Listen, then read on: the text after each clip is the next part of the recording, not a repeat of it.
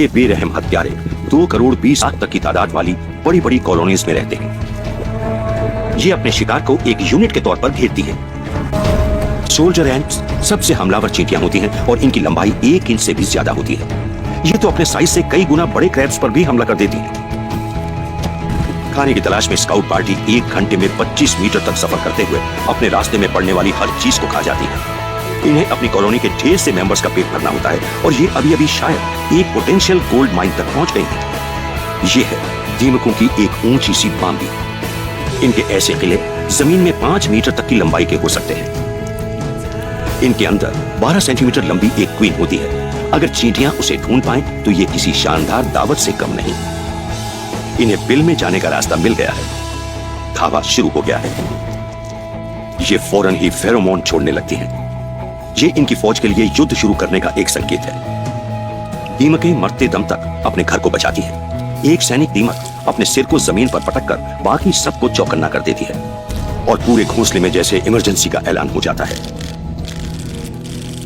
बॉम्बे के बीच वाले हिस्से में टर्माइट वर्कर्स बड़ी तेजी से अपनी क्वीन को बचाने के लिए एक दीवार बनाने में जुट जाते हैं। उसके बिना तो ये पूरी कॉलोनी ही खत्म हो जाएगी।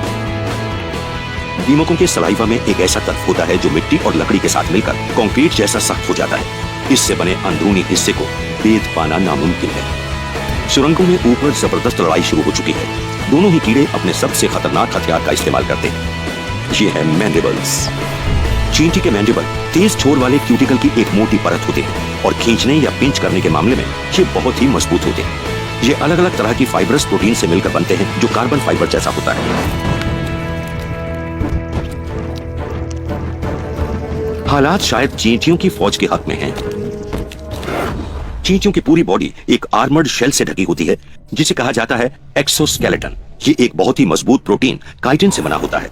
लेकिन दीमकों का सिर्फ सिर ही आर्मर्ड होता है, इसलिए उनके नर्म शरीर पर आसानी से हमला किया जा सकता है। चींटियां दीमक के सिर और छाती के बीच वाले नर्म हिस्से पर हमला करती हैं।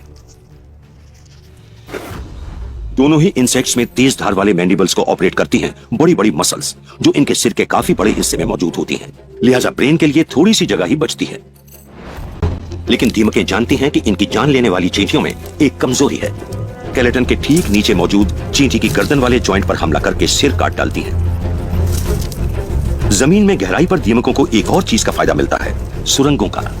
अपने दुश्मनों को घेर कर मारती हैं, लेकिन इनकी बांबी के पतले पतले रास्तों में मुकाबला होता है एक एक के बीच। टर्माइट क्वीन को मारने के लिए नेस्ट में ज्यादा गहराई तक पहुंचने की कोशिश में काफी चींटियां मारी जा रही हैं। तो चींटियों की फौज को यहाँ हार माननी होगी और कोई ऐसा दूसरा शिकार ढूंढना होगा जो इतने जोरों से न लड़े। दीमकें जीत जाती हैं और उनका घर भी उनके पास ही रहता है। लेकिन यहाँ मुकाबला वाकई बहुत करीबी था। अब वक्त है ये देखने का कि सुरक्षा में चूक कहाँ हुई।